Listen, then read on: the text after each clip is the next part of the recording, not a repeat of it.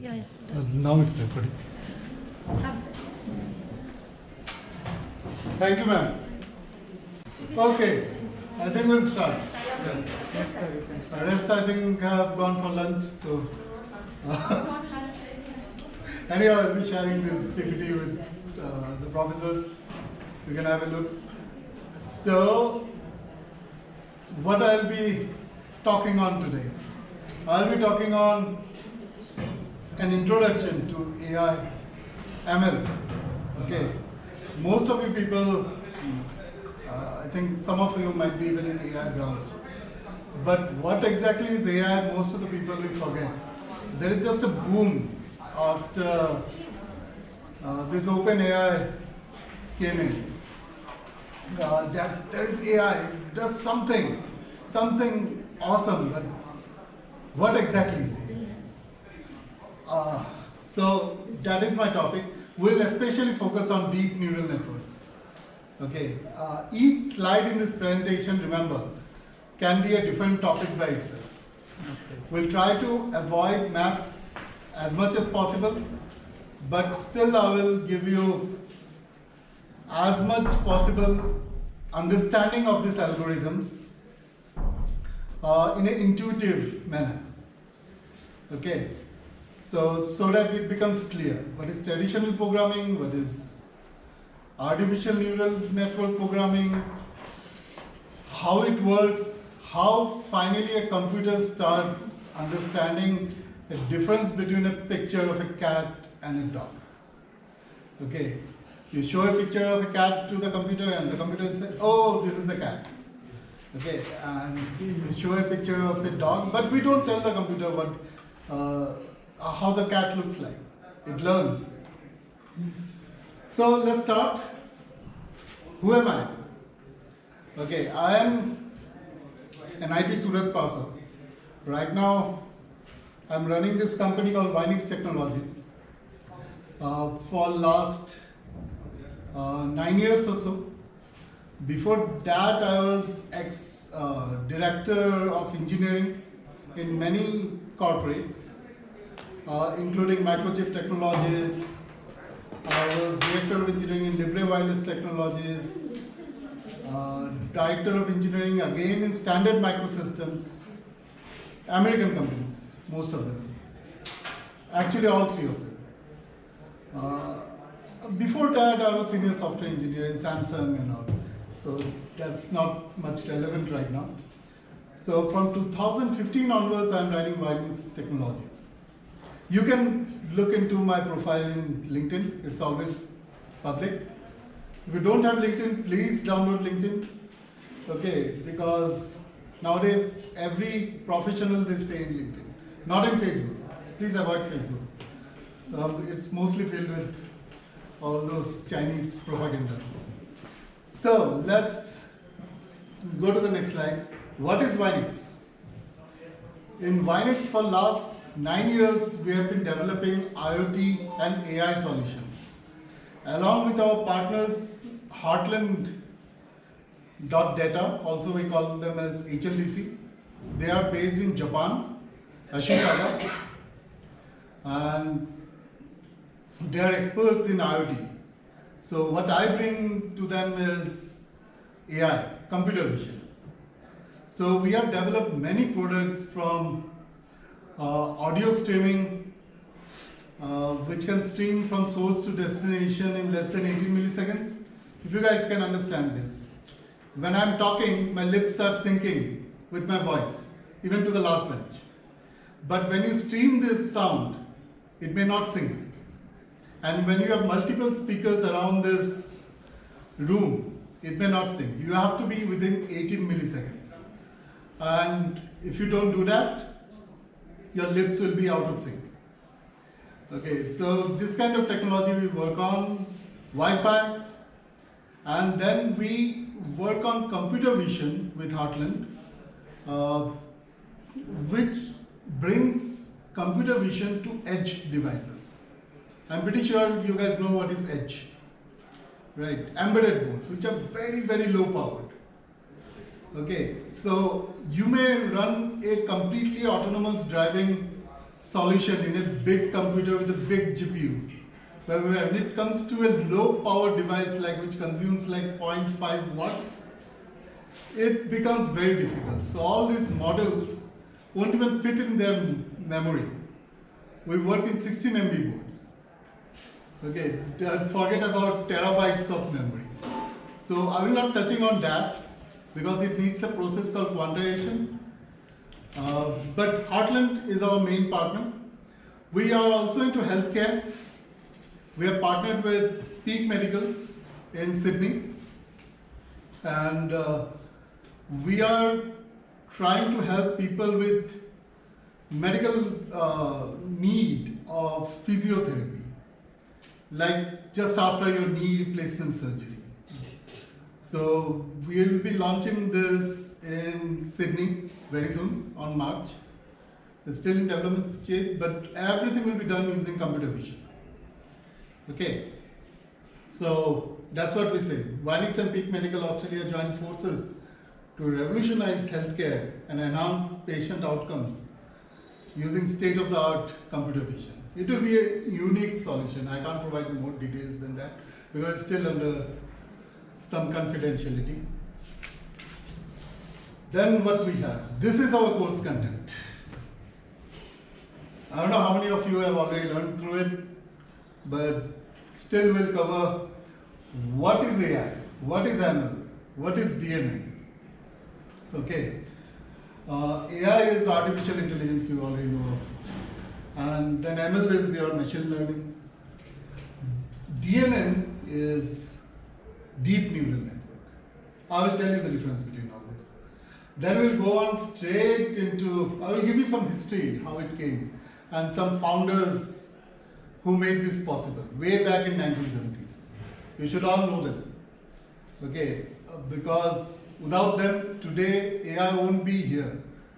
But they developed all this thing in 1970s when computers were not so strong enough to support those formulas or algorithms, what you say. We'll get into artificial neural network, how they predict something, and how they learn from very intuitive perspective. Okay, we'll not get into the maths because this is just an introduction.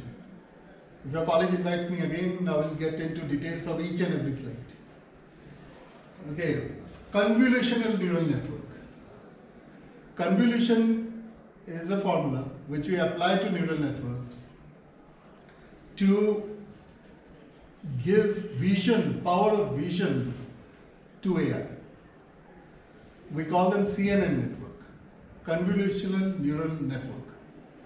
Okay, we'll get into details of that, how it learns, and what are the algorithms used, so that you can build some examples all by yourself, training your convolutional neural network in practical classes or something. Then we'll get into RNN networks. RNN are recurrent neural networks. Recurrent neural network like ANN is a long-term memory of the brain. A recurrent neural network will give you short-term memory of the brain. Everything here we are trying to simulate the brain. Okay, so simulating brain is the core of deep neural networks. We'll talk about supervised versus unsupervised learnings. Some of the your algorithms, they are supervised. You have to train them on data so that it can predict a value for you, for your specific use case. We'll come to few use cases down the line. Unsupervised learning is like you don't train them on anything. They just learn on their own. So my pointer is not working, otherwise we are at here side. Okay. Then we'll talk about a machine learning algorithm called K-means.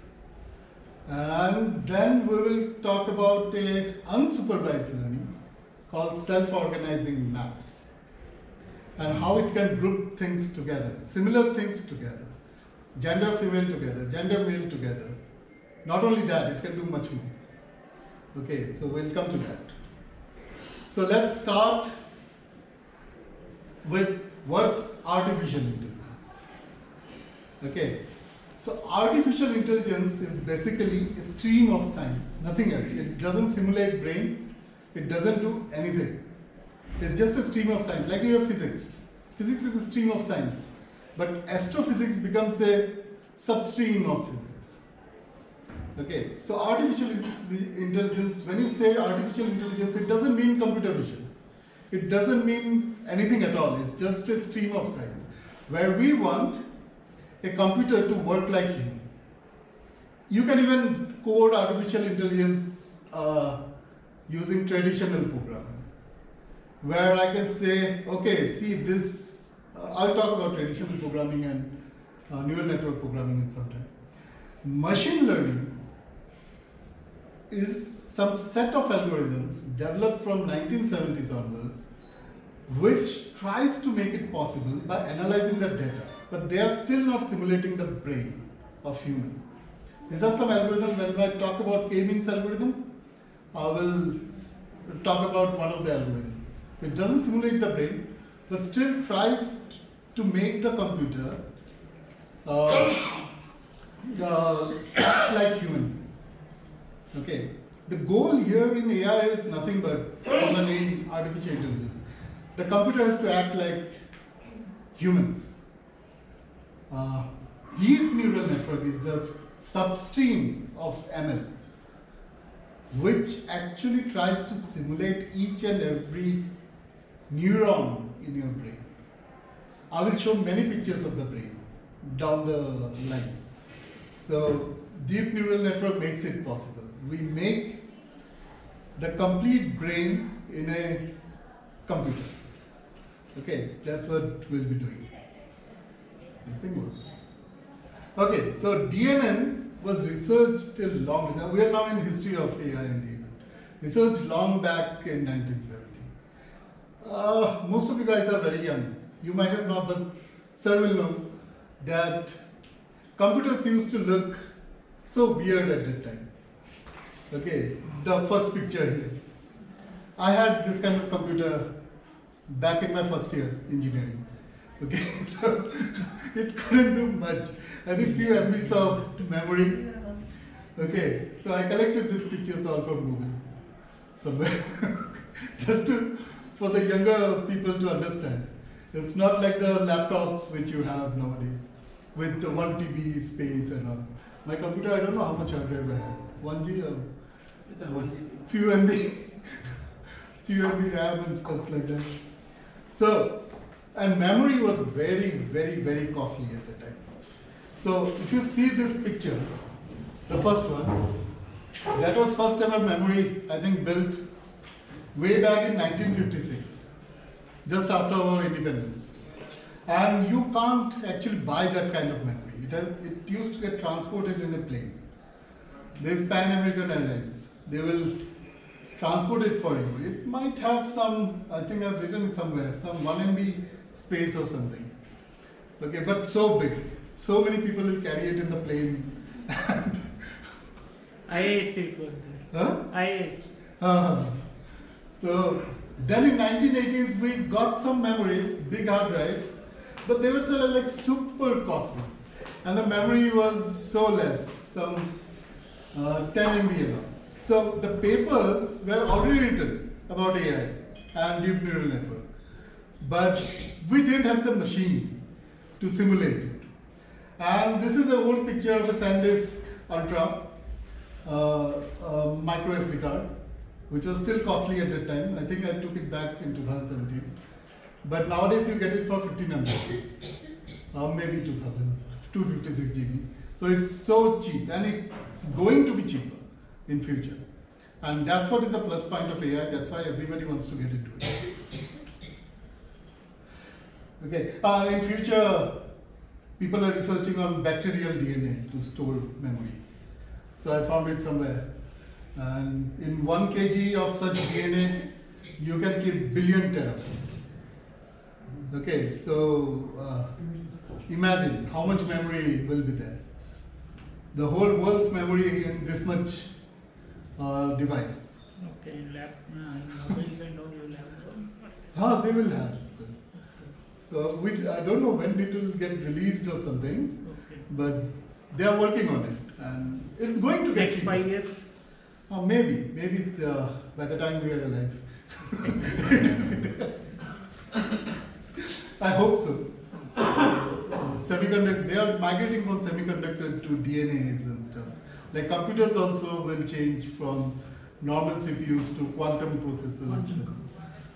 So that's the trend. We are humans, we'll keep inventing something or the other. So this is the slide which is very, very important for foundation. Traditional versus neural network.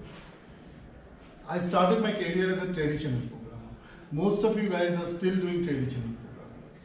Now to imagine the scenario where you want to just use traditional programming and identify a picture given to you as a cat or a dog.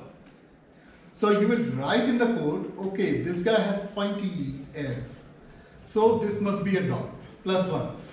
And for a cat, if it has more mustache or something, then yeah, give a +1 for cat. Like that, you will identify every single thing using your code. You look through the picture and say, give a +1, whichever is highest, you can say it's a cat, the picture of a cat. If the cat marks are more than this mark. But everything here is the job of the programmer, how he writes the code. Okay, but in neural networks or AI, as such, we don't write a code. This kind of code. Rather, we give pictures of thousands of cats and dogs to your algorithm, the deep neural network algorithm. We show it pictures and we also label it. Guys, this is the picture of a dog. This is the picture of a cat. And eventually, the computer learns. You show them a new picture of a cat or a dog, it will immediately tell you, okay, this is the dog. Okay, so that's really the difference and the foundation between traditional versus AI. If you know this, most of your concepts are clear between AI and traditional programming. Okay? So that's basically, you can read through the presentation again.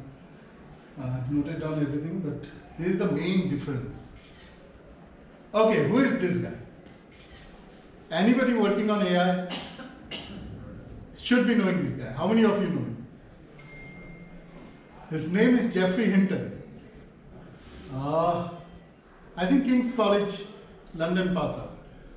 And he worked his whole life in artificial intelligence. This is a recent picture of his. From his young life, he worked writing the research paper, PhD thesis, everything on artificial intelligence from 1970. As I told you, computers were not strong. So his dream was never successful. He kept working on Google DeepMind until recently. This slide is a little old, so he quit Google now. And now he's quite old. He joined another team. You can Google about him. Geoffrey Hinton, he is called the father of AI. So if you are working on AI, you should know. Okay, that's why I wanted to put his picture. Down the line, I'll show you a few more pictures of people, the important figures. And they all know each other. And one will be from Facebook, one will be from somebody, some other company, but they all know each other. They meet in the weekend, discuss about all this algorithm, and they each went into different stream of AI. Okay, now let's understand the complexity of AI. That's the human brain here. Now, as I told you, idea of AI to mimic the human brain, how it works. And in the picture below, you can see how this human brain is made up of millions and millions of neurons. Even if we don't know medical, but still it's that much we know from our 12th biology. Okay, so it's made up of millions and millions of neurons, and they are connected to each other. A single neuron can't do much. But when they are connected together, these millions of neurons, they do everything which is going on in your brain right now, like who is this weird guy speaking? Okay, so that comes in the back of our head always, right? So this is what we'll be making today, from an intuitive level, a human brain which can think on its own. Okay, so how do we create it? See, a brain on its own can't do much, even if you create. It needs inputs.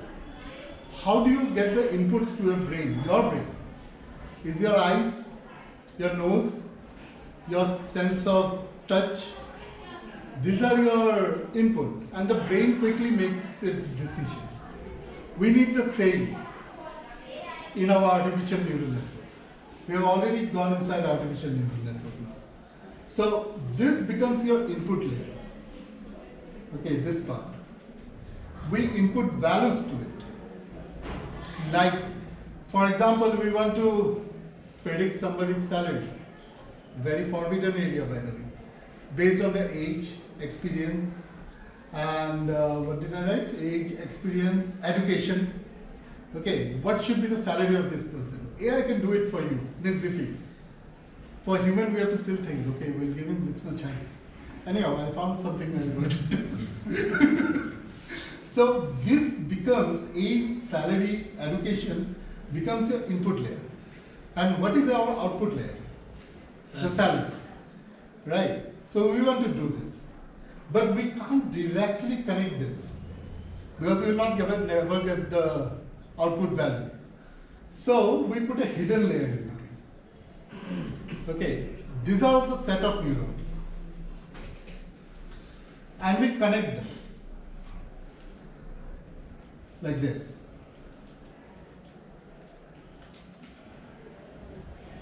And the hidden neurons we connect to the output values.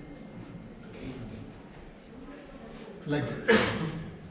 Okay, so the values goes through here, reaches the hidden layer, and then finally makes up the output value.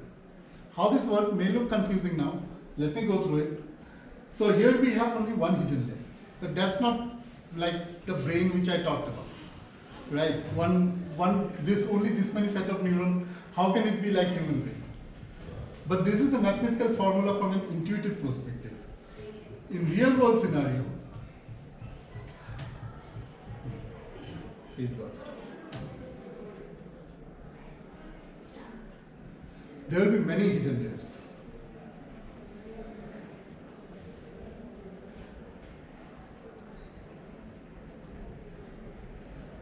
Like this one.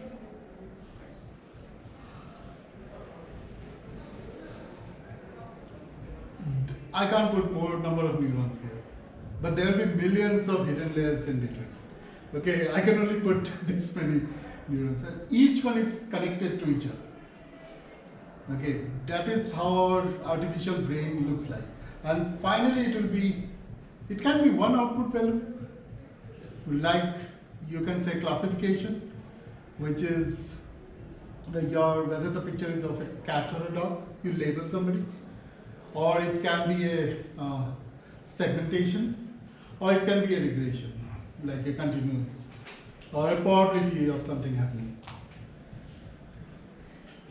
So, in a brain we have these connections. I keep on giving picture of a brain. I'm fascinated with brains, so I keep giving pictures of a brain. You say, AI tutorial and I'm giving picture of a brain. In a brain, you will have two neurons connected. There is a picture of a neuron, and that is actual slide of a neuron. Those slides they keep in biology lab. Okay, so you can see it has some axon, a dendrite. Via this tail, they connect to another neuron. Okay, so here what I have done is, I will not say axon or dendrites, rather let's call them synapses. It's an easy term. So to connect your neuron to another neuron, we'll use these lines. called synapses, and we'll put weights onto it. W1 to Wm. These are the weights which will determine how your network is performing.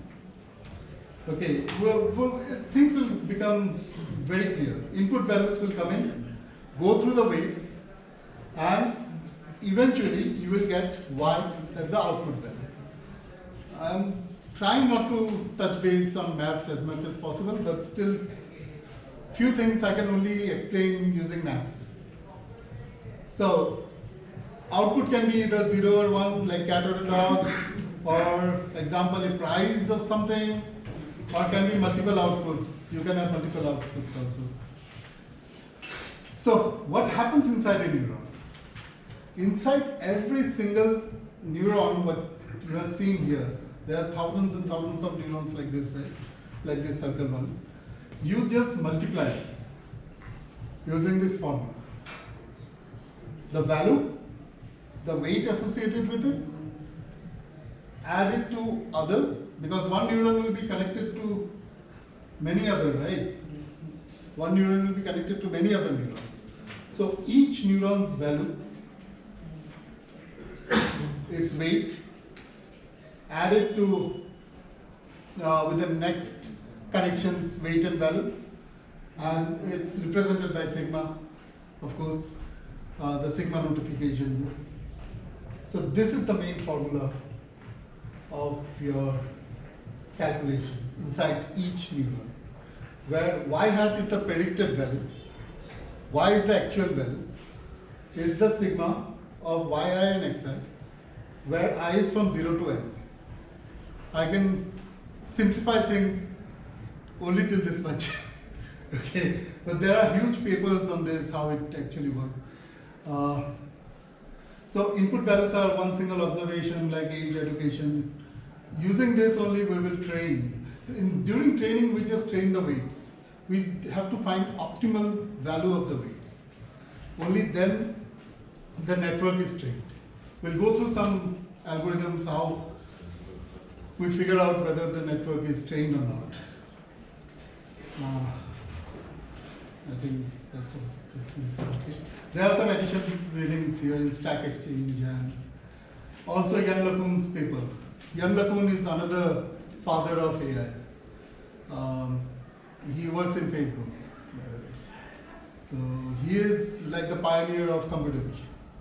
Like Jeffrey Hinton was for ANN network, which is your long-term memory, and Jan LeCun will be for convolution and neural networks. We'll come to that, convolution. Then we have activation functions. Activation functions are also some mathematical functions. I have some pictures, I will show you them, but there are a lot of maths behind it. Maybe input of some neurons, we don't want it to be activated. For example, when determining price of a property, sometimes distance from the city is not so important. Even though you are inputting distance from the city, it can be a very old house. Even if it is far away in Hosur or somewhere, it can be still costly. Right? We'll come to that example also. So activation function defines or determines which neurons should be active during a particular operation. It's a threshold. Below that, we'll just cut it. We have some activation functions here, how it looks like. The first one is the simplest.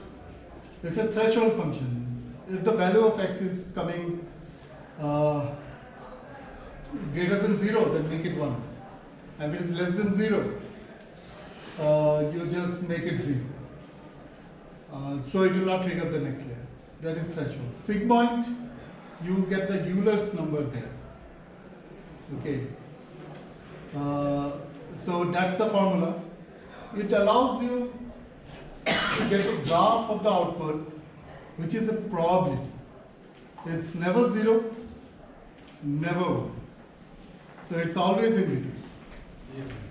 So that is your sigmoid's function, or even softmax function, which I will talk about in a while, their responsibilities. sigmoid is very, very important during computer vision also. And we have some more here. This one is ReLU. ReLU, the formula you can see max of x or 0. Either it can be 0 or x, whichever is maximum. And hyperbolic tangent function, they call it 10. It also uses Euler's number. It is mostly used in RNN network. As I told you, each slide I can make a different topic out of it. So I don't have that much time. Lunch, I don't know how many of you have had. And I have many slides to go. So there are some additional readings here. Very nice, simple maths. You can understand it. I have understood it. So here, let's see how it works. We have a property. We'll predict a property price. Okay. So these are your variables. Okay. Area square feet. How your property price is determined. Everybody has a property. So how much area? How much is your distance from city? Number of bedrooms? Age of the property? Okay. And we add a hidden layer to it. And a output layer.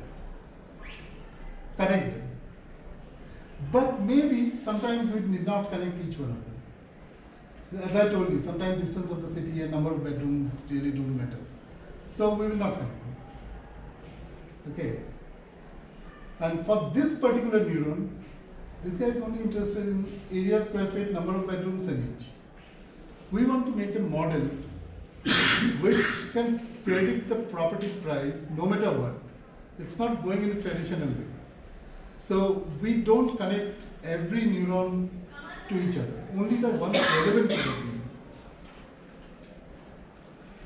And then it again got stuck. Okay, now fine.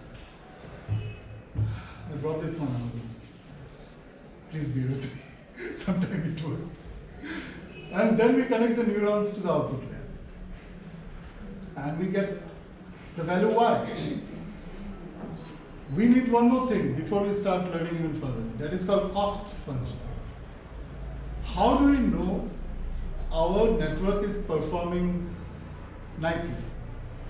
So here we come up with a cost function.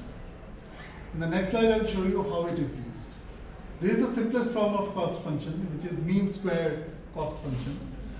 But typically we use the cross entropy and all. But mean square is easy to represent and easy to write.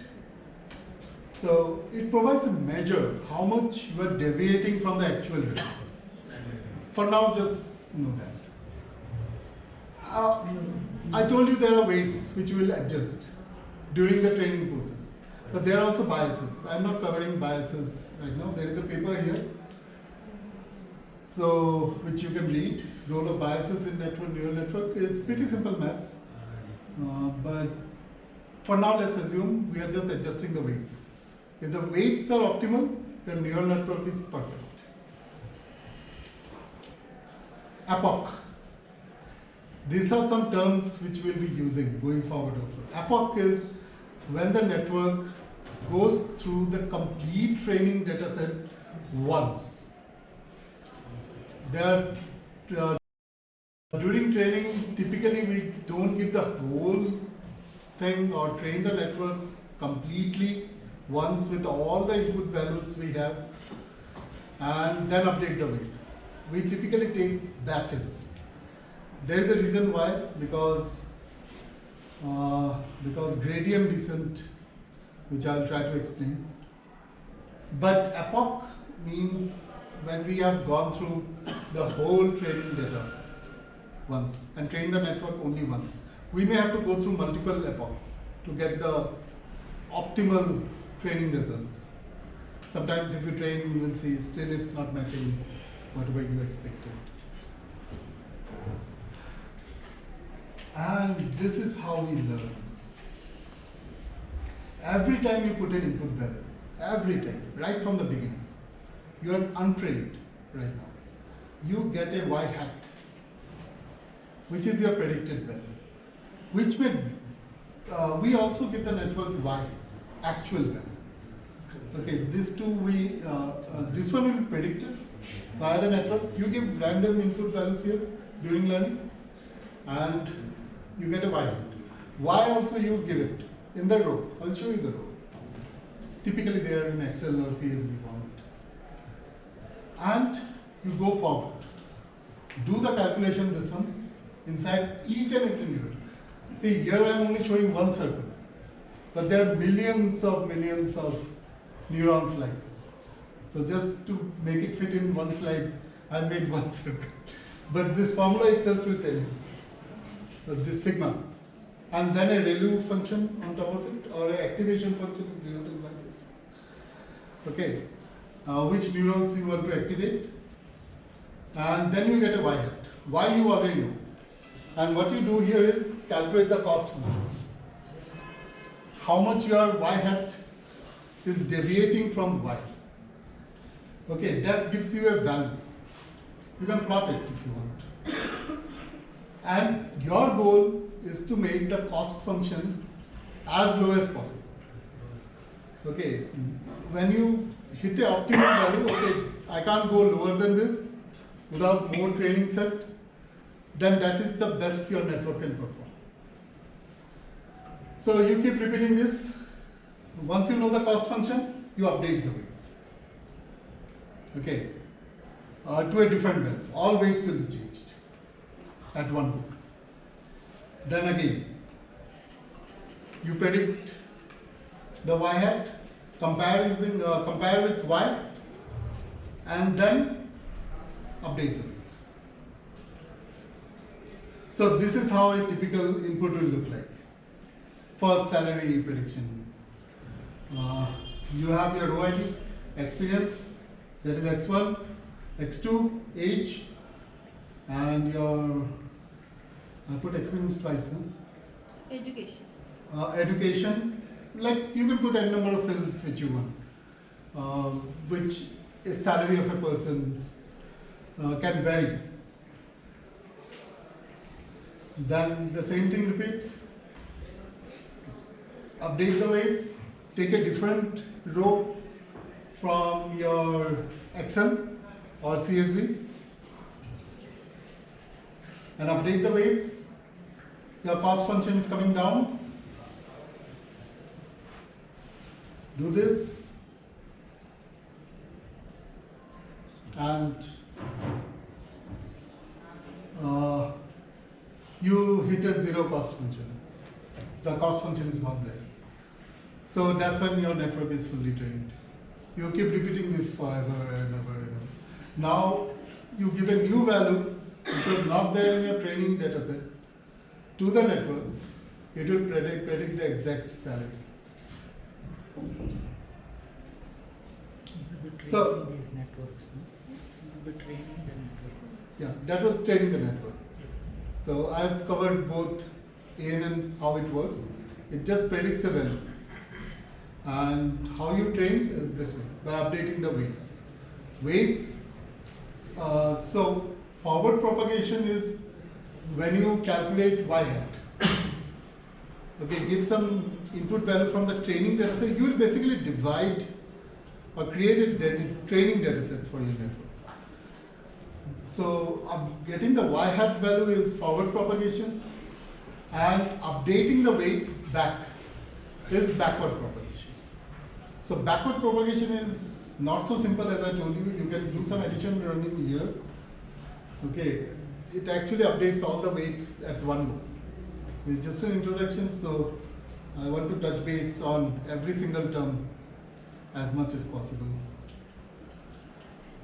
So that's basically from an intuitive understanding what is forward propagation and backward propagation, epoch.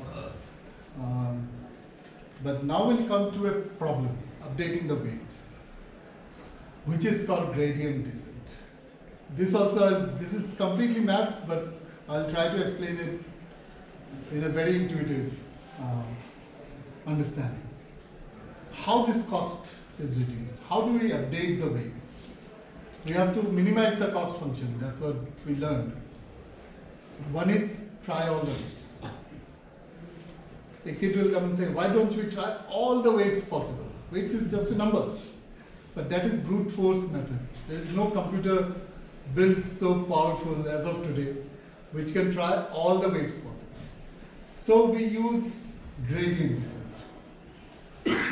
We try to find a local or minimum of the weights. So every time we update the weight, we study the cost function and we see how is the slope from the previous calculation. If it is positive, we increase the weight. If it is negative, we decrease the weight. So that's how we find the minimal weight. So we keep going like this. So basic idea behind gradient descent is to start from a random point. Start from a random point, the weights. And then we find what is the slope is from the initial point. Once we do that, we can apply the below logic. If the slope is negative, then go left. If the slope is positive, then go right. And understanding which way to go, we can come to a minimum. But there is a problem. The data can be erratic. So, data can be like this. It's not always deterministic. Like, if you go one way, it will always be that way. And you will hit a global minimum. Instead, you may end up in a local minima here. You try to go up, you see the slope is even higher, you go back here, hit here. But you did not hit at this point. These are just representation of the data in a graphical manner. So what we do? So we don't feed all the data once in our training set to the neural network. Rather, we create batches. So if your training data has say 1,000 rows, we don't go on training your network with all 1,000 rows. And yes, little in a batch.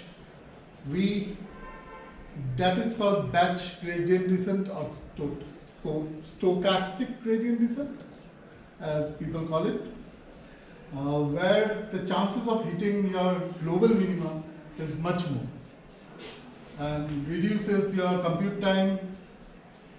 And this is most neural networks during training and supervised training uses stochastic gradient descent.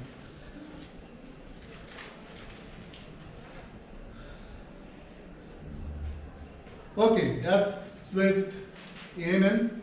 I will rush through the slides, time is less. But now we will enter the arena of computer vision.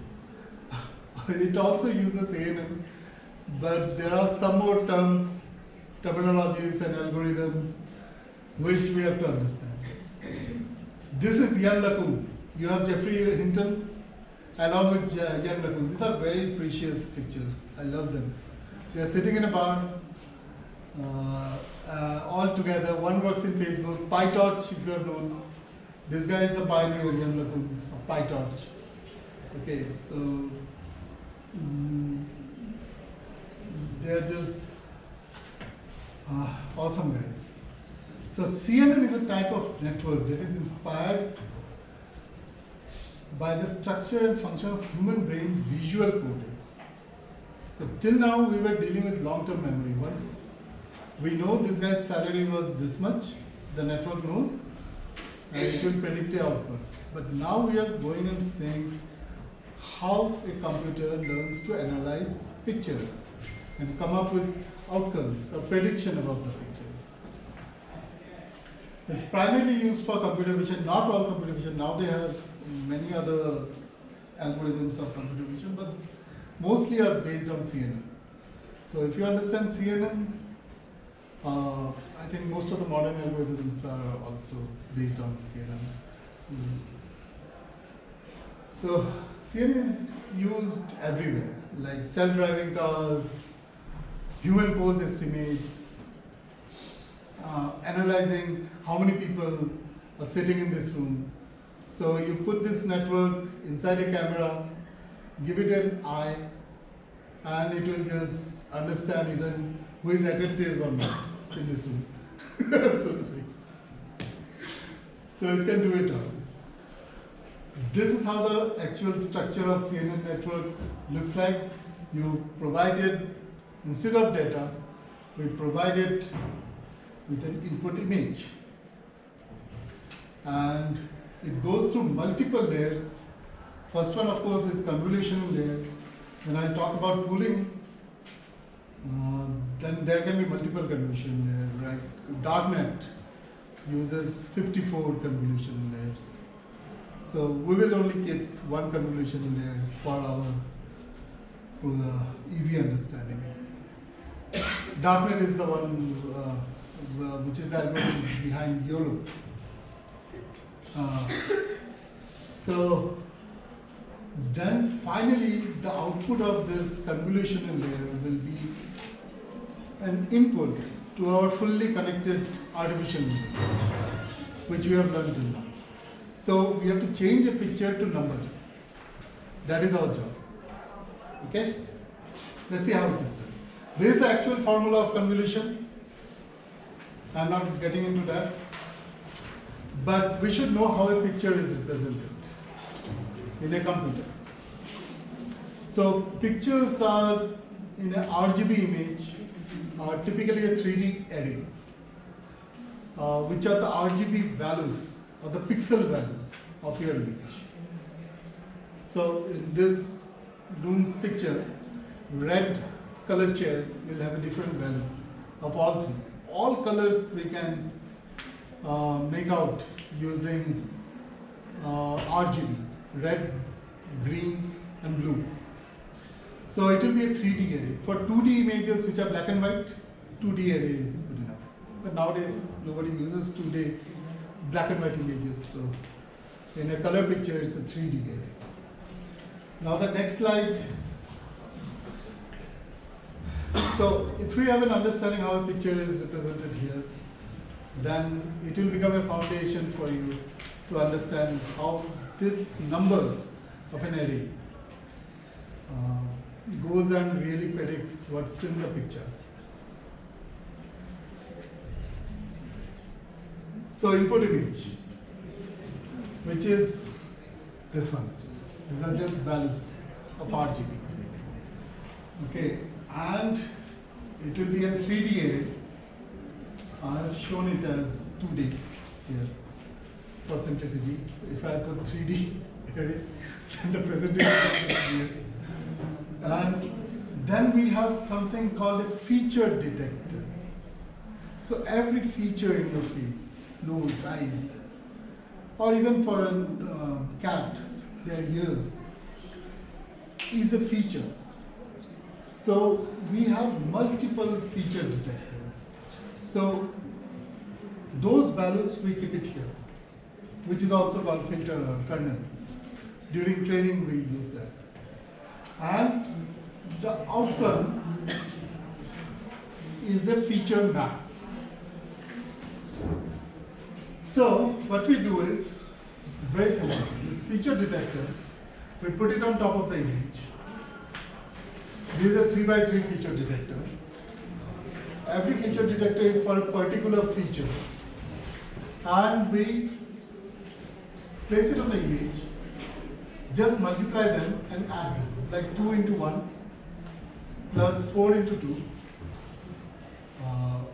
This 4 into 2. And so on. And we create the number 51. So that is the first value of your feature map. Now once we do that, we get one feature map for a particular feature. But in real scenario, we have multiple feature maps will be created like this from a single image. It reduces the size of the image and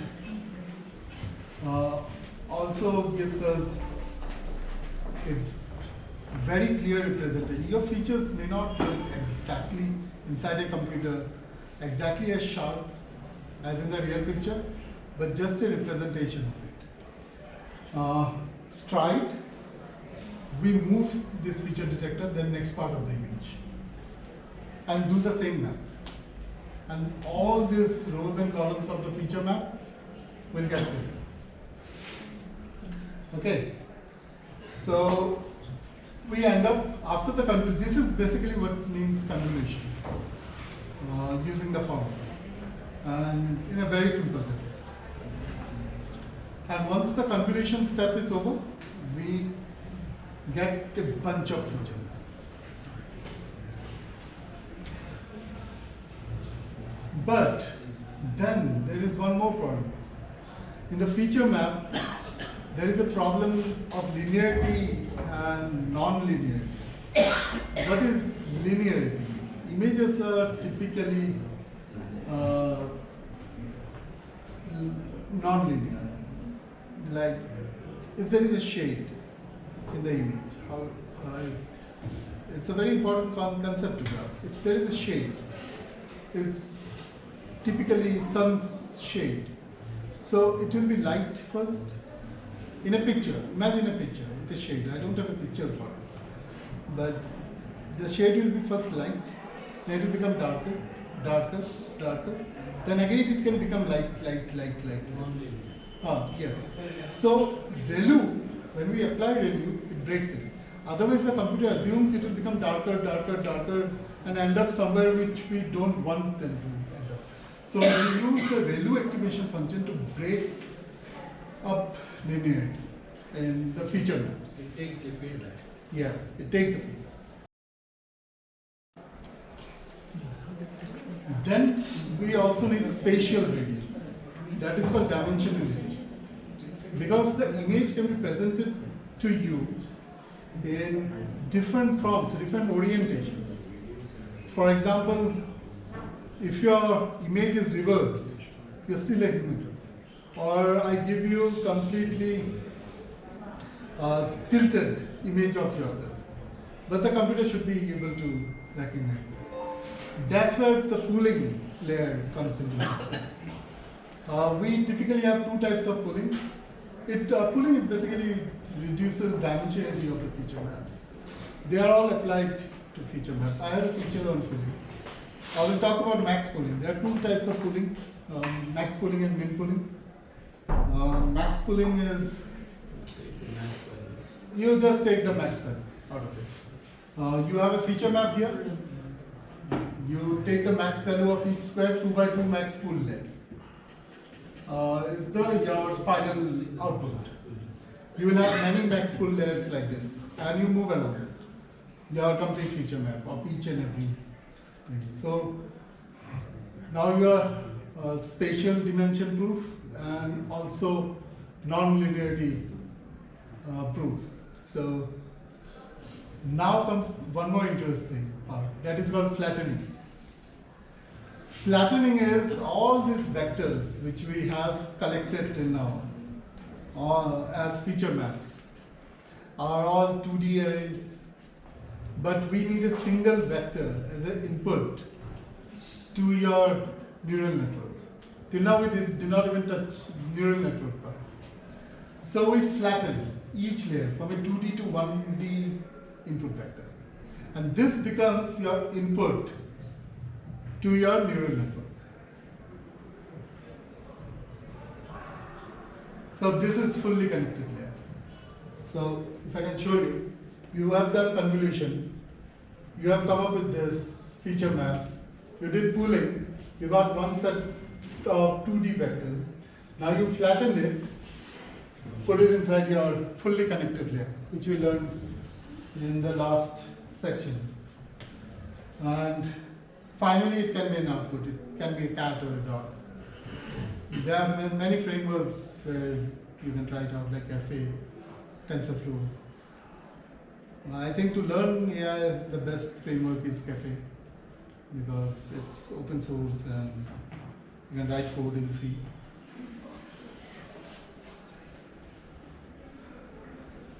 Softmax. Softmax is used after the output. If it has many outputs, like cat and dog both, you can use softmax function to predict a probability, how much sure it is to that it's a cat. It will say 90% probability and 20% as dog. So if you want a probability, you can apply softmax function. Very simple formula. I have coded it multiple times myself on the output. Cross entropy, yes, it's one more kind of cost function. Just like mean square cost function, which I showed you. Cost entropy is just another kind of cost function, which is used in CNN networks, especially. I don't have much time, so we'll not get into details of cross entropy. Okay, the brain, again, we come to the brain, human brain. So, we have already seen ANN networks is a long-term memory, which is represented by temporal lobe. Okay, so we are trying to actually simulate or create a human brain here inside your computer.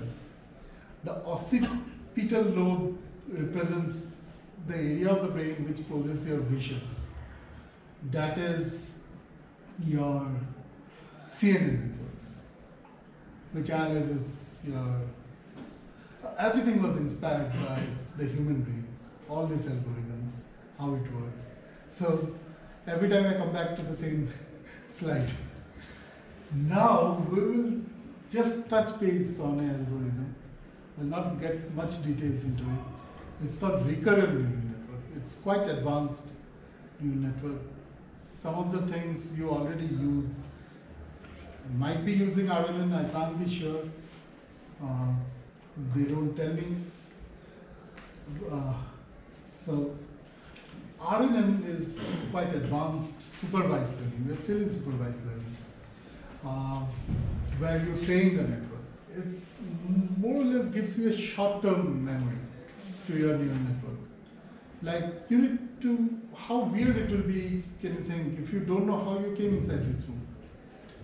Right. So it's quite weird. So like our movie Gajni.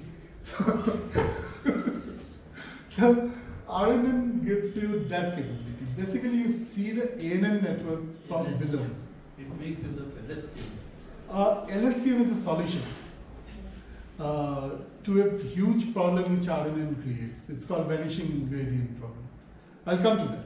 I'll not get into LSTM, but RNN as such gives you the short-term memory capability. You have to look the ANN network from below. Just change your view of the ANN network. If you have seen my first few slides on ANN network, you have seen a representation where there are many input values coming in and there are hidden layers. So here you look at it from below. And it's a time series analysis. So every input layer is an input in time. I don't know how more simply I can put this. So this is your traditional symbol for RNN. Nowadays people use this symbol where in every time T0 to T1, T2, T3, you will have an input to the network. These are the types of RNN network. There are many types of RNN network. One image, there is one-to-one, one-to-many, many-to-one, many-to-many. There are many examples of many-to-many. Okay, one-to-one is just you put one input here. Okay, and it analyzes the image and tells you exactly a black and white dog. So it analyzes the dog first. Okay, it's a black and white dog. And there is also rods here. So it will also say dog jumps over the bar. So interpretation of the image. Many-to-many can be sentiment analysis. You give a sentence as input. Every single word you can put it here. And at here we need the output at this point. So it will also try to understand your language overall in the time series. Because you are typing and it's understanding your sentiment. Maybe you are angry, maybe you are doing some comedy stuff. So that's what is done. Even Many-to-many is like when you do translation. Google Translate, I don't know if they use RNN or not. They might be using very sophisticated stuff.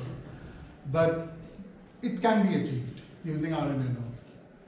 So, for example, many-to-many can be like in some languages, there are different following words.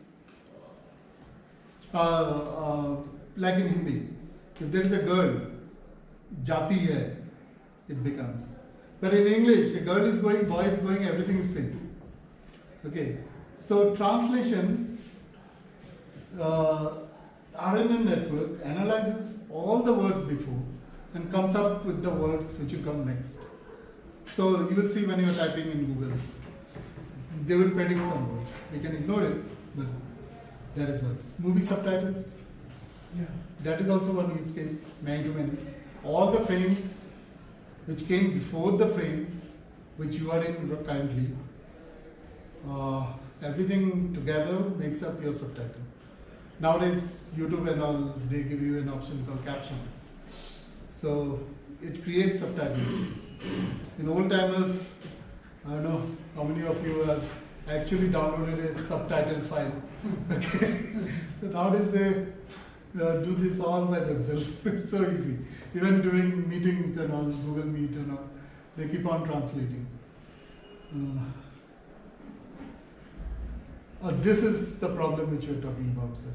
Vanishing gradient problem.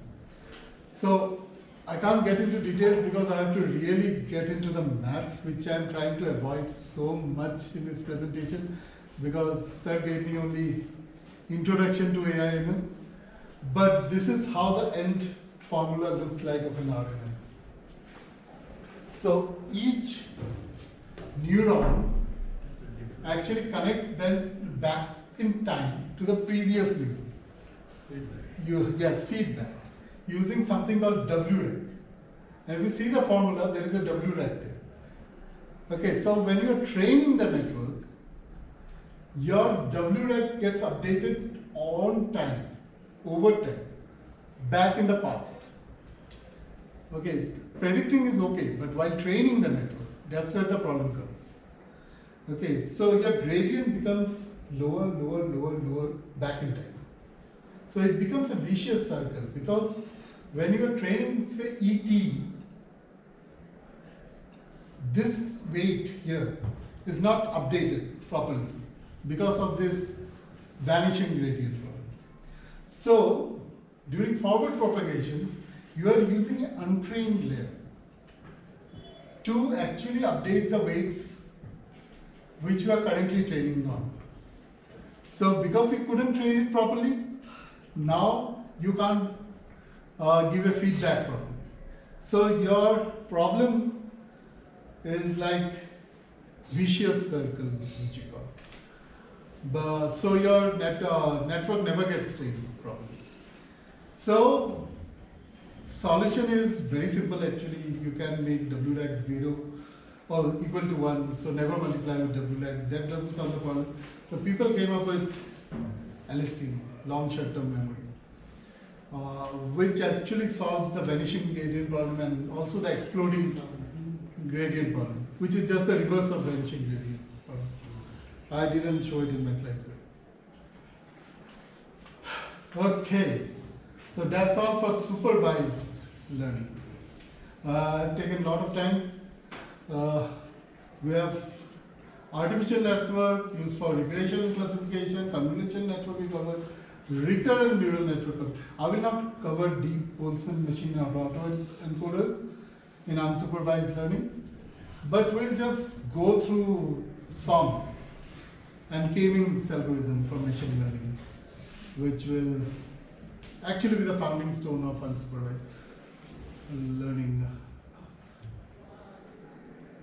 So this is K-means clustering algorithm of M. Many of you may know it. We group things together. Similar data, we group things together. Very simple. We just want to first start randomly, make a line, and find a centroid for each of the group. Random. And we draw a line and from geometry we draw a perpendicular line again back. And whichever falls this side of the line, we group it here. Then others will come in below. Then we find two more centroids and find which of the items, every point here represents a data. Okay, and which falls which way. And eventually we come up with a group.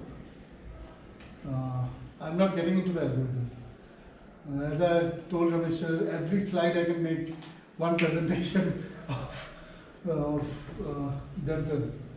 So we eventually group things together. So SOM is almost similar to K-means algorithm. K-means do not simulate human brain, but SOM does. Here you see a representation of countries based on their poverty. We are somewhere here, somewhere maybe. Okay, some advanced country will be here. These are all country codes. SOM came up with this kind of map by grouping similar countries together by their own from World Bank report. Okay, so it will have thousands of rows, like what is your average income in that country, what is the average salary in the country, how much is your expense power in that country. All these things they take it and they come up with these colors. It did all by learning, all by itself. You can also put it on a global map, those data outputs. How it does that? It actually calculates the distance. Here, for simplification, I have kept Euclidean distance. But it can be much more complex formula. Your input values and your nodes, which has weights, and you calculate the distance from those nodes. How much this node is far away from this node is far away to this node. Come up with y hat, and it trains on itself.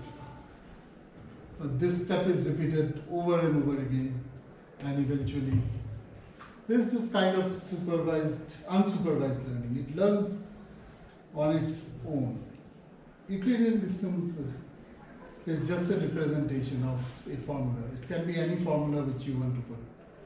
How much, for example, is, if it is a poverty, then if your input is something countries. Per capita income. Yeah, per capita income, yes. So how much you are far away. You give the inputs of all countries and calculate the distance. So I have just represented it as this. So that's all from my side. I have my cards with me. You can email me anytime, sir. I do. Okay. Okay, thank you. I can cover each topic separately because these are like I'll need at least 25 hours to explain everything. Thank you so much. On behalf of CSC, AMC, I want to extend our sincere gratitude for your individual contribution to this FDP program. Your expertise, insight and encouraging presentations truly enrich this event. I request Dr. Sridhar sir hand over one token of gesture to Shubhajit sir.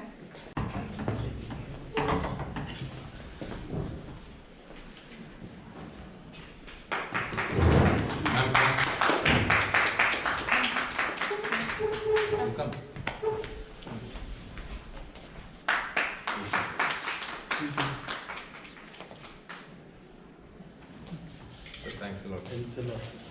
Thank you. Thank you. Sir, one group photo with you. Sir, all of you come. Sir, come. Have one photo.